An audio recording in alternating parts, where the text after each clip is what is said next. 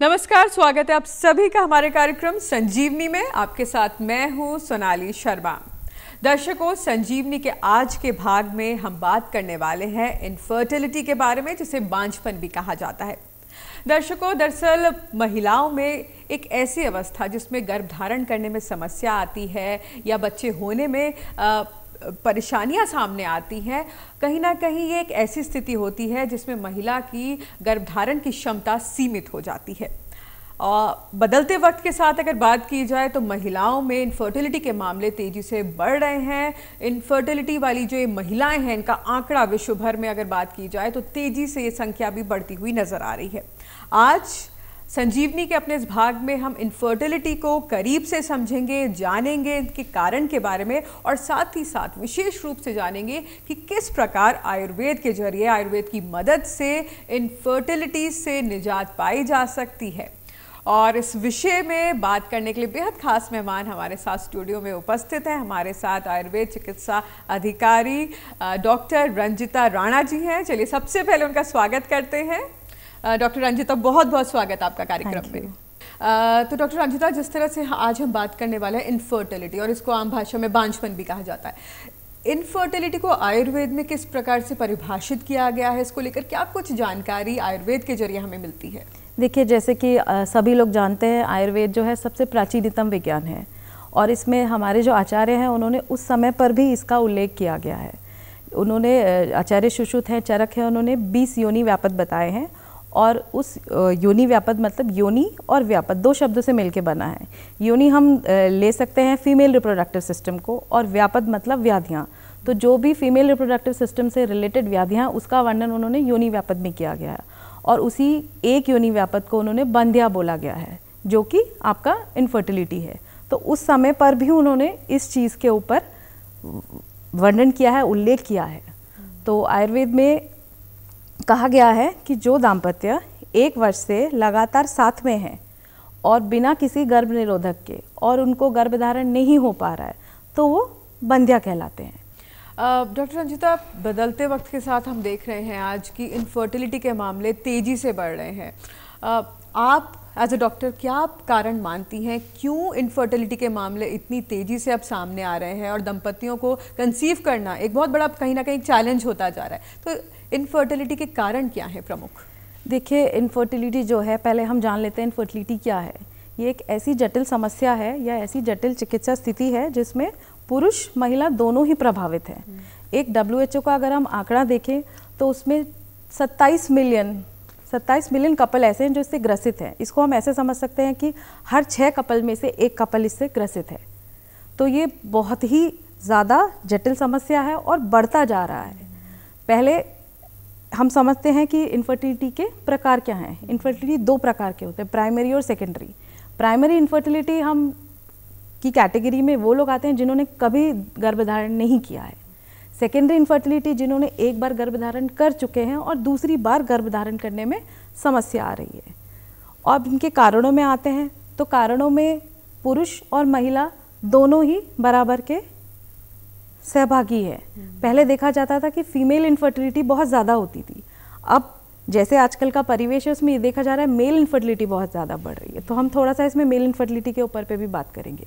तो जो main infertility के मुख्य कारण है वो है डिफेक्टिव स्पर्मेटोजेनेसिस। स्पर्मेटोजेनेसिस मतलब जो हमारे स्पर्म वीर्य बनने की प्रक्रिया को स्पर्मेटोजेनेसिस बोलते हैं। अगर उसमें किसी भी प्रकार का डिफेक्ट है तो इनफर्टिलिटी होगी। जैसे कि आपका स्पर्म काउंट वो नॉर्मल होना चाहिए, स्पर्म की मोटिलिटी गतिशीलता, स्पर्म का शेप एंड साइज़ वो नॉर्मल होना चाहिए, और कुछ एक ऐसे कारण हैं जिसके कारण स्पर्म वजाइना तक या योनि तक नहीं पहुंच पा रहा है। वो मेल फैक्टर हैं, जैसे कि इजैकुलेशन प्रॉब्लम है, इरेक्शन प्रॉब्लम है, और कुछ हार्मोनल कारण, जैसे कि किसी पुरुष में अगर प्रोलैक्टिन बहुत ज़्यादा बढ़ा हुआ है तो उसमें स्पर्मेटोजेनेसिस की जो प्रोसेस है वो हैम्पर होगी, और टेस्टोस्टेरोन हार्मोन जो मेल हार्मोन होता है उसके प्रोडक्शन में भी इफ़ेक्ट आएगा। और कुछ ऐसी बीमारियां हो सकती हैं जो उनको बचपन में हुई होगी, जैसे मम्स के कारण आपके स्पर्म्स में भी दिक्कत आ सकती है, और कोई ऐसी समस्या है जैसे कि प्रोस्टेट है, वेरिकोसील है। तो ये तो हैं सारे मेल इनफर्टिलिटी के कारण। अब हम आएंगे फीमेल इनफर्टिलिटी की तरफ। फीमेल इनफर्टिलिटी में हम सबसे पहले देखते हैं ओवेरियन कारण, जो हमारी अंडेदानी से रिलेटेड है।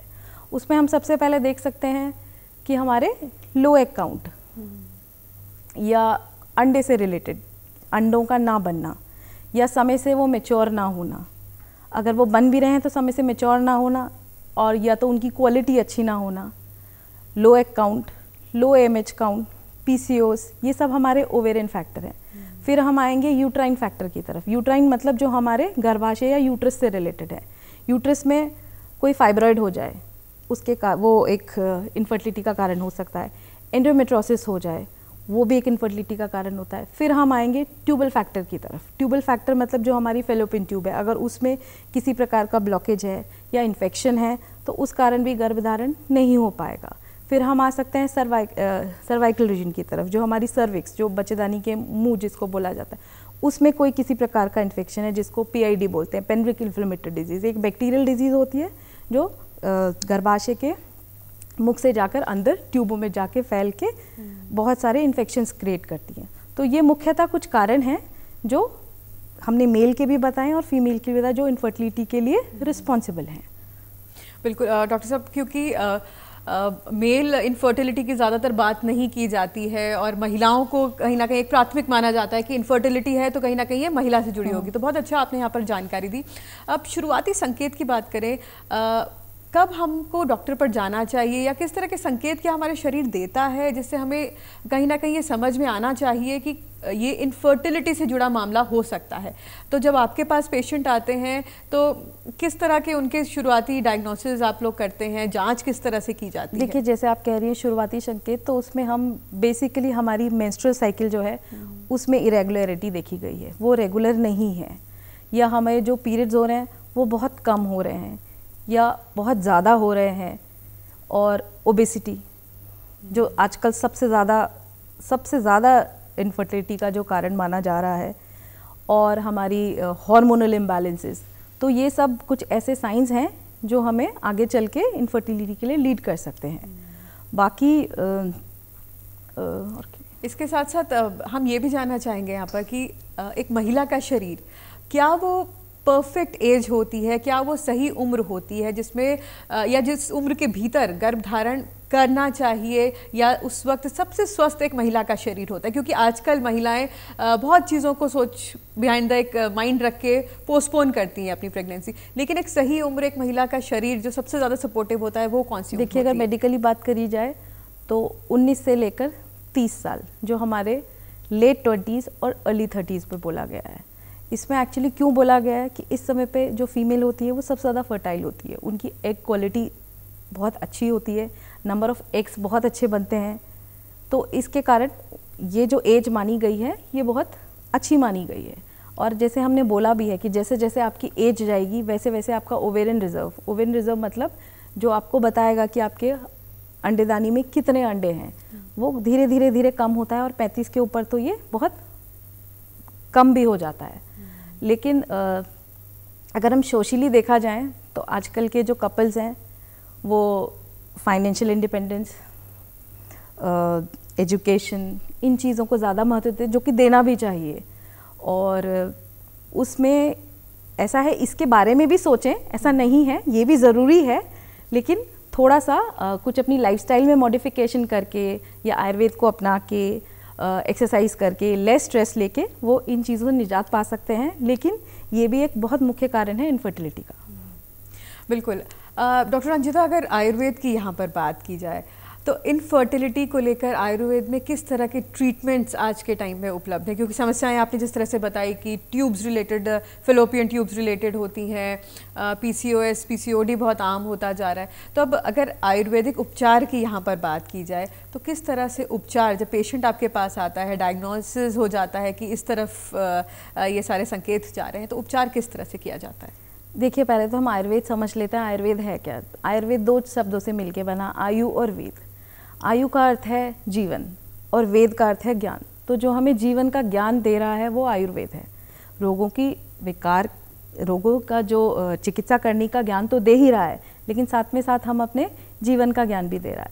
जैसे आयुर्वेद का जो मुख्य उद्देश्य है वो है स्वास्थ्य से स्वास्थ्य रक्षणम आतुरस्य विकार प्रशमनम च, मतलब कि स्वस्थ मनुष्य की स्वास्थ्य की रक्षा कैसी की जाए, और अगर व्याधि हो जाए तो उसका ट्रीटमेंट कैसे की जाए। तो ये ज़्यादा एम्फेसिस स्वस्थ रहने के ऊपर है कि हम अपनी बॉडी को स्वस्थ रखें, हम बीमार ही नहीं पड़ें। तो जो आयुर्वेद में बताया गया है, जो आयुर्वेद में जो शरीर है वो हमारे चार मूलभूत तत्व है उनसे मिलके बना है। जैसे दोष, 3 प्रकार के जो दोष हैं, वात पित्त कफ, और जो 7 प्रकार की हमारी धातुएं होती है, अग्नि होती है और मल होता है। इनका सम्यक अवस्था में अगर ये हैं तो हम स्वस्थ हैं। इनमें ज़रा भी विषमता आएगी तो हमें व्याधियाँ उत्पन्न होंगी, हमारे दोष प्रकोपित होंगे शरीर में। आम हम समझ सकते हैं टॉक्सिन से आम डिपोजिशन होने लगे और हमें व्याधियाँ होने लगेगी, ठीक है ना। तो आयुर्वेद में सबसे पहले हम स्वास्थ्य रहने के ऊपर काम करेंगे। तो अब इसमें चिकित्सा की तरफ आते हैं। तो इसमें चिकित्सा जो है हम पंचकर्म चिकित्सा इसमें कर सकते हैं। जैसे पंचकर्म नाम से ही पता लग रहा है, 5 तरीके की क्रियाएं। इसमें आप वमन, विरेचन, नस्य, बस्ती और रक्त मोक्षण आता है। तो पहले हम समझ लेते हैं कि ये वमन क्या है। बिल्कुल। वमन में कुछ ऐसी औषधीय द्रव्य दी जाती है जिसमें औषधियों के द्वारा बार बार उल्टी कराना, दोषों को बाहर निकालना। विरेचन में औषधियाँ दिए जाके बार बार मोशन कराना।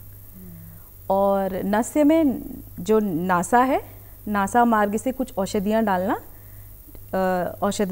और जो वस्ती है, वस्ती में गुदा मार्ग से औषधियाँ डाली जाती है। तो और इसमें जो आपका इनफर्टिलिटी है, इसमें बेसिकली माना गया है कि वात प्रकोपित होती है। तो वात प्रकोपित के लिए जो सबसे उत्तम चिकित्सा मानी गई है वो बस्ती चिकित्सा मानी गई है। तो इसमें बस्ती का रोल बहुत बहुत बहुत इम्पॉर्टेंट है और ये उत्तम चिकित्सा भी मानी गई है इसके लिए। और इसमें फिर प्रकृति भी आ जाती है, आपके दोष के अनुसार फिर अलग अलग जिस हिसाब से पेशेंट की जो प्रकृति है या जो दोष उसका प्रकोपित है उसके हिसाब से हम डिसाइड करते हैं कि उसका कौन सी बस्ती देनी है या इसमें कौन सी चिकित्सा करनी है। और कुछ इसमें पूर्व कर्म पश्चात कर्म भी है, जैसे उदावर्तन है, उदावर्तन, श्वेदन और योनि प्रक्षालन, उत्तर बस्ती, इन चीज़ों के बहुत बहुत बहुत अच्छे रोल हैं इसमें इनफर्टिलिटी में। डॉक्टर रंजिता, हमने कई बार अशोका के बारे में सुना है, शतावरी। तो कौन कौन सी ऐसी औषधियाँ, जड़ी बूटियाँ होती हैं जो एक कंप्लीट ओवेरियन जो हेल्थ है उसमें भी बहुत लाभदायक साबित होती है? देखिए, जैसे आपने अभी अशोक का जिक्र किया, तो जो हमारा अशोक है, शतावरी है, घृत कुमारी, एलोवेरा जिसको बोलते हैं, अश्वगंधा है, ये सब ऐसे औषधियाँ हैं जो हमारे ओवेरियन रिजर्व मतलब ओवेलेशन इंडक्शन को बढ़ाता है, ओवम प्रोडक्शन को बढ़ाता है, हमारे मेंस्ट्रुअल साइकिल को रेगुलर करता है और ये हमारे स्ट्रेस को भी रिलीफ करने में हेल्प करता है। और देखा जाए तो ये जितनी भी व्याधियां हैं ये सब हमारी लाइफस्टाइल से रिलेटेड है और इनमें जो मुख्यतः कारण है वो स्ट्रेस है। अगर हमारा दिमाग, माइंड स्ट्रेस फ्री रहेगा तो हम चिकित्सा अच्छे से कर पाएंगे, हमारी बॉडी उस चिकित्सा को अच्छे से ग्रहण कर पाएगी। एक इस इजी तरीके से समझ लेते हैं कि अगर हमारी बॉडी में टॉक्सिन्स इतने ज़्यादा हैं तो कोई भी चिकित्सा हम ग्रहण नहीं कर पाएंगे। इतना ज़्यादा स्ट्रेस है कि हमारी बॉडी पूरी नेगेटिव हो गई है। नेगेटिव हो के एक कॉर्टिसोल हार्मोन है जो नेगेटिविटी बढ़ा रहा है, तो हमें किसी भी प्रकार की औषधियों का फ़ायदा नहीं होगा। तो स्ट्रेस मैनेजमेंट भी इसमें एक बहुत बड़ा इम्पॉर्टेंट रोल प्ले करता है जो कि हम इन औषधियों के द्वारा मैनेज कर सकते हैं। आपने हार्मोन्स की बात करी, अभी कॉर्टिसोल की आपने बात करी। आजकल बहुत सुनने में भी आता है कि हार्मोनल इम्बैलेंस हो गया। हार्मोनल इम्बैलेंस क्या होता है ये भी आपसे समझना चाहेंगे, और क्या हार्मोनल इम्बैलेंस भी इनफर्टिलिटी का कारण हो सकता है? बिल्कुल, ये बहुत बड़ा फैक्टर है इनफर्टिलिटी के लिए।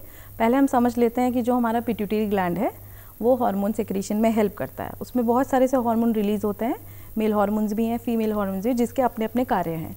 अगर इनमें ज़रा भी विषमता आएंगी तो हमें परेशानी होगी, बैलेंसेस होंगे। जैसे कि हम फीमेल के लिए समझ लेते हैं, फीमेल में जैसे कि हम पीसीओएस ले लेते हैं। पीसीओएस में क्या है, एंड्रोजन हार्मोन एक होता है जो कि मेल हार्मोन है, उसकी अधिकता पाई जाती है, जिसके कारण क्या होता है कि वो ओवुलेशन में सप्रेशन करता है, ओवुलेशन नहीं हो पाता है। एंड्रोजन के कारण मेल फीचर्स भी आने लगते हैं, जैसे कि शरीर में बाल आना, जिसको हम हिरसुटिज्म बोलते हैं, तो वो सब हार्मोनल इम्बैलेंस के कारण है।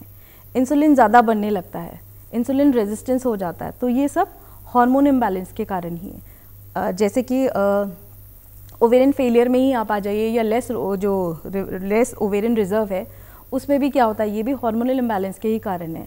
उसमें जो हमारा ईस्ट्रोजन होता है वो कम होने लगता है, FSH ज़्यादा बढ़ने लगता है। तो ये सब हार्मोन इम्बैलेंस के कारण है। जैसे मेल फैक्टर ले लीजिए, अगर प्रोलैक्टिन बहुत ज़्यादा बन रहा है, तो जैसे हमने पहले भी बात करी कि अगर प्रोलैक्टिन हार्मोन बहुत ज़्यादा है तो टेस्टोस्टेरोन के सेक्रेशन को वो हैम्पर करेगा, स्पर्मेटोजेनेसिस की प्रोसेस को हैम्पर करेगा।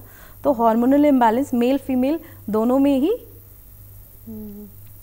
में ही देखा जा रहा है, और ये इनफर्टिलिटी के लिए बहुत एक ऐसा पॉइंट है जो रिस्पॉन्सिबल है। तो आयुर्वेद के जरिए अपने हार्मोन्स को बैलेंस किस तरह से किया जा सकता है? देखिए, फिर से हम उसी के ऊपर आएंगे, लाइफस्टाइल मैनेजमेंट। जो भी ये आजकल जो भी ज़्यादातर मुख्यतः जो भी डिजीज़ हैं सब हमारी लाइफस्टाइल से रिलेटेड हैं। तो हार्मोन इम्बैलेंस भी हमारा लाइफस्टाइल से रिलेटेड है। हमें अपना सबसे पहले हेल्दी वेट मेंटेन करना है, उसके बाद स्ट्रेस को मेंटेन करना है, स्ट्रेस लेवल बिल्कुल नहीं होना चाहिए, ऊपर से हमारी एक्टिव लाइफ होनी चाहिए, हमें हेल्दी रहना चाहिए, योगा करना चाहिए, आयुर्वेदिक लाइफस्टाइल फॉलो करना चाहिए, अच्छा खाना चाहिए, बैलेंस्ड डाइट खानी चाहिए। तो इससे हार्मोन हमारे बैलेंस रहेंगे। PCOS और PCOD ये भी अब बहुत आम होता जा रहा है, और बहुत कम उम्र की लड़कियों में भी ये समस्याएं देखी जा रही है। तो किस तरह से ये हमारे जितनी भी इनफर्टिलिटी की रिलेटेड जो भी समस्याएं हैं उनको किस तरह से उनका किस तरह से एक रीज़न बनता है PCOS और PCOD, और कम उम्र की लड़कियों में ये होना कितना खतरनाक है आगे जब वो वैवाहिक जीवन में जाएंगी, या आगे वो कंसीव के लिए जब बच्चा पैदा करने के लिए सोचेंगी, तो कितना वहाँ पर भी उनके लिए ये परेशानी खड़ी कर सकता है? देखिए, PCOS एक तरीके का सिंड्रोम है जिसको पॉलीसिस्टिक ओवेरियन सिंड्रोम कहा जाता है। सिंड्रोम मतलब उसमें बहुत सारी डिजीज़ेज़ हैं। तो इसमें जो ये है मुख्यतः आजकल ये लड़कियों में बहुत ज़्यादा, पहले हम देखते थे कि इतना ये नहीं पाया जाता था, तो ये भी एक लाइफस्टाइल डिसऑर्डर है। आजकल का लाइफस्टाइल ठीक नहीं है तो ये ज़्यादातर बढ़ते जा रहा है। तो इसमें आप देखेंगे कि मेंस्ट्रुअल इरेगुलरिटी होती है, पीरियड्स बहुत कम आता है, या बहुत इरेगुलर होता है, या बहुत 2 महीने में एक बार आना, 3 महीने में एक बार आना, इसके मुख्य लक्षण देखे गए हैं। इसमें वज़न का बढ़ना, और जैसे कि हमने बताया कि ये एक्सेस एंड्रोजन हार्मोन के सेक्रेशन के कारण हो रहा है, और एक्सेस एंड्रोजन हार्मोन के सेक्रेशन के कारण वो एनोवेलेशन कर रहा है। एनोवेलेशन मतलब अंडा नहीं बन पा रहा है, वो अंडे की जो अंडा मैच्योर हो रहा है उसको सप्रेस करता है। तो आगे चलकर ये बहुत बड़ा लीडिंग फैक्टर होगा, क्योंकि जो एग है वही हमारा बिल्डिंग ब्लॉक है एम्ब्रियो बनाने के लिए, वही नहीं प्रॉपर होगा तो फिर प्रेगनेंसी नहीं होगी।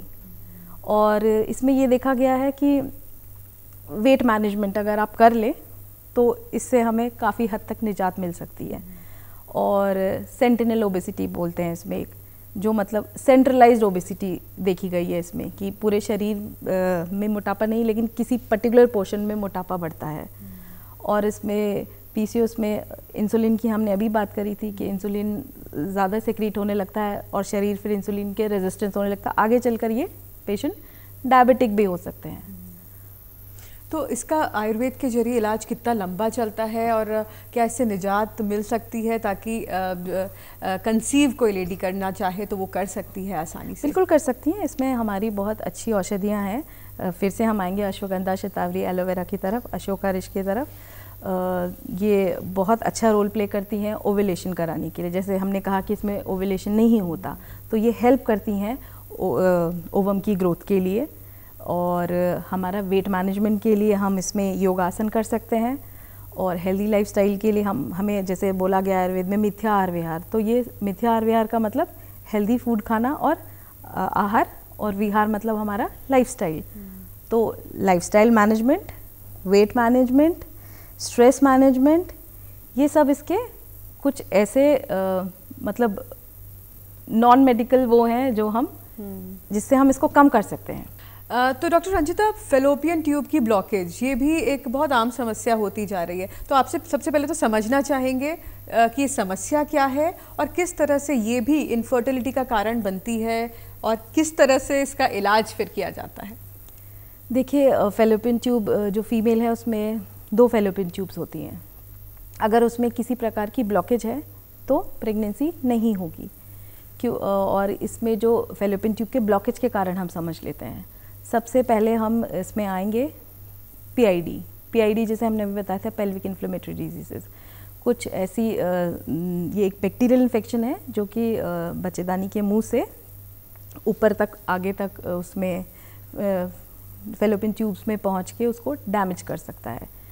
और इसमें एक्टोपिक प्रेगनेंसी मतलब प्रेगनेंसी यूट्रस में ना होकर किसी और जगह पे हो जाना, जैसे कि ट्यूब में अगर हो जाए तो या तो वो ट्यूब डैमेज हो जाएंगी या वो ट्यूब हमें निकालनी पड़ेंगी। और इसमें फाइब्रॉइड भी हो सकता है। फाइब्रॉइड कोई ऐसी जगह पे है कि वो हमारे ट्यूब्स को सप्रेस कर रहा है।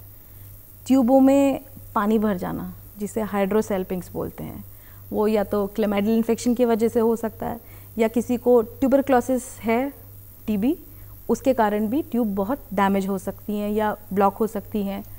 और कुछ पॉलिप वगैरह है, उसके कारण भी ट्यूबल ब्लॉकेज हो सकती है। तो ये कुछ ऐसे कारण हैं जो ट्यूबल ब्लॉकेज के लिए रिस्पॉन्सिबल हैं। और हाँ, कुछ ऐसे पेरीट्यूबल एडिशंस, मतलब कोई आसपास कोई सर्जरी हुई हो जिसके कारण कोई स्कार बन गया हो और वो भी एक बाधा उत्पन्न कर रहा हो फैलोपियन ट्यूब्स में। तो ये सारे जो मुख्यतः कारण हैं ये फैलोपियन ट्यूब्स के ब्लॉकेज के लिए रिस्पॉन्सिबल है। तो जब कोई पेशेंट आपके पास इस समस्या के साथ आता है तो फिर आयुर्वेद के जरिए किस तरह से इसका इलाज किया जाता है? देखिए, पहले तो हम इसमें पेशेंट की जांच कराएंगे कि उसकी ट्यूब्स ठीक हैं। तो इसके लिए एक HSG एक प्रोसीजर होता है जो किया जाता है, जिससे हमें ये पता लगता है कि ट्यूब्स दोनों खुली हैं कि नहीं खुली हैं। और लेकिन जो ये जांच है ये केवल ट्यूब्स के लिए नहीं किया जाता है, इसमें ये भी देखा जाता है कि आपके बच्चेदानी के आकार कैसे हैं। कभी कभी कंजेनाइटल डिफेक्ट्स भी होते हैं, मतलब जन्मजात यूट्रस में कुछ ऐसी दिक्कतें हैं कि जैसे कि बच्चेदानी का आकार ही छोटा है या बच्चेदानी में पर्दा है, तो वो भी इनफर्टिलिटी का एक बहुत बड़े कारण है। तो ये HSG एक ऐसी जांच है जिसके थ्रू हमें ट्यूबल ब्लॉकेज का तो पता लगेगा ही, साथ में साथ हमें यूट्रस का जो आकार है उसमें कोई गड़बड़ी तो नहीं है वो पता लग सकता है। तो हम पेशेंट का HSG कराएंगे। उसके बाद पेशेंट अगर रिपोर्ट लेके आता है नॉर्मल है तो बहुत अच्छी बात है। अगर उसमें कोई दिक्कत है तो हम फिर इसमें ट्रीटमेंट पार्ट में आते हैं। हमारे में इसमें जैसे मैंने बोला ही है कि बस्ती का बहुत अच्छा रोल है। तो ट्यूबल ब्लॉकेज के लिए सबसे अच्छा जो ट्रीटमेंट बोला गया है वो है उत्तर बस्ती। उत्तर बस्ती एक ऐसी प्रक्रिया है जिसमें औषधि द्रव्य जो होते हैं या क्वाथ होते हैं या जो तेल होते हैं उनको योनि मार्ग से और या तो मूत्र मार्ग से अंदर डाला जाता है। और इस प्रोसेस को जो करते हैं वो पोस्ट मेंस्ट्रुअली किया जाता है, मतलब महीना ख़त्म होने के बाद किया जाता है। उसका भी एक कारण है क्योंकि उस समय गर्भाशय का जो मुंह होता है वो खुला हुआ होता है, तो ये प्रोसीजर आराम से होता है। और इसको हम एक दिन छोड़ के कर सकते हैं और फिर इसके रिजल्ट्स देख सकते हैं उसके बाद। लेकिन इसके रिजल्ट्स बहुत अच्छे हैं। देखा गया कि 60 to 70% ब्लॉकेज खुल जाती हैं। महिलाओं में एंडोमेट्रियोसिस की समस्या भी बहुत आम हो रही है। ये किस तरह से हमारे गर्भाशय को प्रभावित करती है और फिर इनफर्टिलिटी का कारक किस प्रकार बनती है? देखिए, एंडोमेट्रियोसिस एक ऐसी व्याधि है जिसमें जो एंडोमेट्रियम है उसके जो टिश्यू होते हैं वो एंडोमेट्रियम में ना ग्रो होके कहीं और पे एंडोमेट्रियम के अलावा कहीं और ग्रो करने लगते हैं, जिसके कारण एंडोमेट्रियोसिस होता है।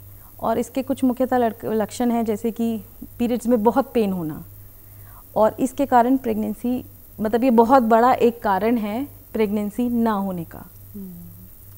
बिल्कुल। तो इसमें किस तरह की जीवन शैली और किस तरह की औषधियाँ आप लोग जब आप ट्रीट करते हैं किसी पेशेंट को तो किस तरह इसमें भी देखिए उत्तर बस्ती का बहुत बहुत अच्छा रोल है एंडोमेट्रियोसिस का। तो इसमें हम उत्तर बस्ती कर सकते हैं। अब लो एग काउंट ये भी बहुत सुनने को मिलता है आजकल, ये इसको आप आसान भाषा में समझाएं और इसका कितना बड़ा प्रभाव आगे चलकर प्रेगनेंसी या फर्टिलिटी पे पड़ना शुरू होता है? देखिए, लो एग काउंट से हम समझ सकते हैं कि जैसे कोई महिला है उसमें जिस उम्र में जितने नंबर ऑफ एग्स होने चाहिए उतने नहीं हैं, तो ये लो एग काउंट है। इसके बहुत सारे कारण हैं, जैसे कि हमने बोला है एज। हमने कहा नेचुरली जो एज फैक्टर है वो है आपका 19 to 35 ओवेरियन रिजर्व हमारा ठीक रहता है, इसके बाद ये घटने लगता है। तो सबसे बड़े इसमें एज फैक्टर है। फिर इसमें कुछ जेनेटिक फैक्टर्स भी आ सकते हैं, जैसे कि टर्नर सिंड्रोम है एक, उसमें ये देखा गया है।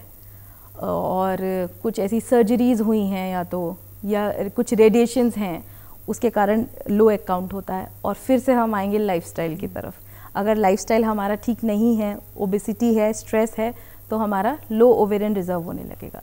लेकिन जैसे अभी हमने बात करी है कि जो नेचुरल, जो हमने एज बोला कि नेचुरल ये घटता जाएगा एज के साथ, लेकिन आजकल क्या देखा जा रहा है कि 22 साल में भी, 23 साल में भी लोगों की ओवेरियन रिजर्व कम हो रहा है। AMH काउंट, जो कि एंटी मुलरिन हार्मोन एक टेस्ट होता है जिससे हम पता लगा सकते हैं कि आपके अंडेदानी में कितने अंडे बन सकते हैं या आपके अंडेदानी की क्षमता क्या है इस तरीके से। तो आजकल ये देखा गया है कि जिसको हम प्री मैच्योर ओवेरियन फेलियर के नाम से जान सकते हैं। प्री मैच्योर जैसे नाम से पता ही लग रहा है, समय से पहले। तो बहुत बार ये देखा गया है कि 25, 26, 27 पे भी आपका बहुत ओवेरियन रिजर्व बिल्कुल कम हो जा रहा है। तो ये सब लाइफस्टाइल के ही वजह से है। जेनेटिक फैक्टर काउंट करता है, बट इसमें लाइफस्टाइल भी एक बहुत बहुत बहुत बड़ा कारक है। मतलब ऐसी ओवरीज हो जाना जैसे कि 25 साल में ओवरीज ऐसे दिखेंगी कि वो 35 साल में जिस तरीके से ओवरी काम करती हैं या जैसे दिखती हैं वैसे काम करने लगती है। बहुत सारे लोगों को मेनोपॉज भी आने लगता है ऐसे में, मैच्योर्ड कहीं ना कहीं। एक स्वस्थ यूट्रस के लिए क्या कुछ करना चाहिए, और जो महिलाएं प्रेगनेंसी प्लान कर रही हैं उनको अपनी डाइट में या अपनी जीवन शैली में क्या कुछ शामिल करना चाहिए जिससे वो तमाम जो ये समस्याएं आज हमने जिन पर बातचीत की है उनसे पार पा सकें? देखिए, आजकल देखा गया है कि महिलाएं जो है करियर ओरिएंटेड हो रही हैं, वो भी फाइनेंशियल इंडिपेंडेंस चाहती हैं। इन सब के बीच में हम अपनी एक ये जो दूसरा साइड है इसको भी हमें ध्यान में रखना है। सबसे पहले हम healthy diet, balanced nutritional diet, वो हमको लेनी है। और इसमें स्ट्रेस मैनेजमेंट, जो बार बार है, स्ट्रेस मैनेज करना है। एक हेल्दी वेट, वो हम ओबेसिटी में आ गए इसमें कि ओबेसिटी नहीं होना चाहिए। और इसमें सबसे अच्छा जो रोल प्ले करता है वो है योगासन। मैं कुछ इसमें मुख्यतः 2-4 आपको आसन भी बताऊंगी, जैसे कि आपका सूर्य नमस्कार है, प्राणायाम है। प्राणायाम में बेसिकली भ्रामरी प्राणायाम, जो हमारे स्ट्रेस मैनेजमेंट के लिए एक बहुत ही अच्छा आसन है। और इसमें मंडूक आसन, जो हमारी पेल्विक चीज़ को सपोर्ट करता है। और भुजंगासन, हस्तपादासन, ये कुछ ऐसे आसन हैं जो हमें फर्टिलिटी रिस्टोर करने में हेल्प करते हैं या हमारे हेल्दी यूट्रस को हेल्दी मेंटेन करने में हेल्प करते हैं। तो आसन, योगासन से हम इसे मैनेज कर सकते हैं, हेल्दी लाइफस्टाइल से मैनेज कर सकते हैं। हाँ, एक कैफ़ीन का सबसे कम यूज़ करना, ड्रग, अल्कोहल, ये तो मेल में भी बहुत बड़ा कारण है, अल्कोहल और ड्रग इनफर्टिलिटी के लिए। तो इसका कम से कम प्रयोग करना, हेल्दी बैलेंस डाइट लेना। और डॉक्टर साहब, नींद कितना ज़रूरी है? बिल्कुल, हम इसी पे आने वाले थे। साउंड स्लीप, नींद तो बहुत ज़्यादा ज़रूरी है। तो प्रॉपर नींद लेना, प्रॉपर डाइट लेना, ये कुछ हमारी जो आयुर्वेद में भी बताया गया है, जो आयुर्वेदिक लाइफस्टाइल है, जो आयुर्वेदिक जीवन शैली है, उसके हिसाब से हमें इन चीज़ों से निजात मिल सकती है।